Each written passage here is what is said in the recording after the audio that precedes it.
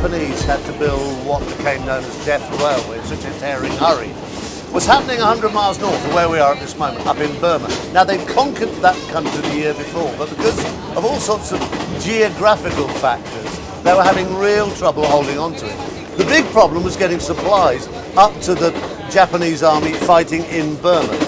Japan here sending supply ships round through Singapore and then right up this Strait of Malacca onto the Andaman Sea, but they were getting absolutely destroyed ship after ship here by the Allied submarines. So all the supply ships were just not getting through.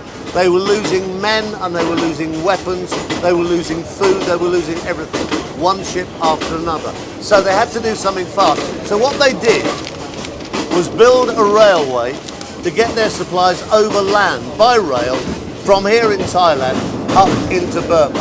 And that became Death Railway, and it was the speed that they built it at that put so many problems onto the guys running the camps and the prisoners who were building it. So now we're starting to see some railway line. So this is the actual rail bed itself. All right, we get to the base of the stairs, we turn right. Yeah. About 300 metres you'll see Hellfire Pass itself, the actual cutting. Obviously there's no rail left on the rail bed itself, but you will see some of the original sleepers as we walk the track. Yeah, it's a wild place, isn't it? It is. Quite desolate. So these are some of the original rails and the original sleepers. They are. Very few sections of original rail still exist on the actual rail line itself. Yeah. And this presumably is the entrance to Hellfire Pass. This is it. It's a savage ravine, isn't it? It is. It's approximately 75 metres by 25 metres deep. And there was no other way through? No other way through. The engineers had thought about the path and they decided that this is the way to go. So they had to excavate this rock out of the cutting itself. So at the top, was that just flat rock? It was flat rock, and the entire contents has been removed. What do they use, gelignite? They used gelignite. They used a hammer and tap drill method, and gelignite and so forth. So those marks up there on the rock, is that the mark of a drill? That is from the tap drill. You know, they only do about a metre at a time, and then they put the explosives in, and then they blow the rock accordingly. And they'll do another metre, then blow the rock and then remove the debris and so forth. But it must have been the most back-breaking job. Absolutely. Even if you were in normal peacetime condition without brutal guards and so on, it must have been horrific. As more time went on and we entered the actual speedo period. Speedo?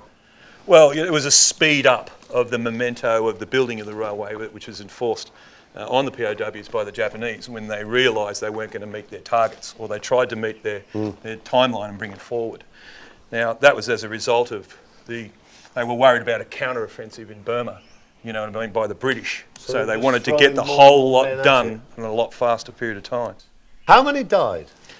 Here in Hellfire Pass, there were approximately 700 people from Allied POWs that But then there were also a very large number of Asian workers who died as well, weren't there? There were a large amount of Asian labourers that also lost their lives here in Hellfire Pass. Where were the Japanese? Where were the guards? Well, in Hellfire Pass itself, or the passes, they used to like to get a nice high position, usually on top of the pass, on the peripherals of the cutting, so they had an overwatch down into the. And then obviously they've got guns. Of course, they're all armed, all right. But some of them used to actually throw boulders down on top of the POWs while they were working, just to let them know, you know, I'm watching.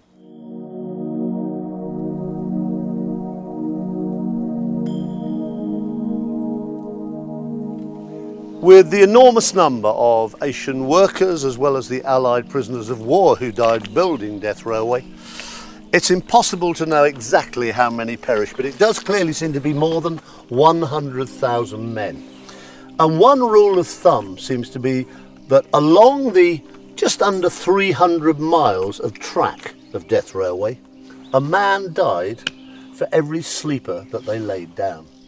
The prisoners of war say, one life for every sleeper.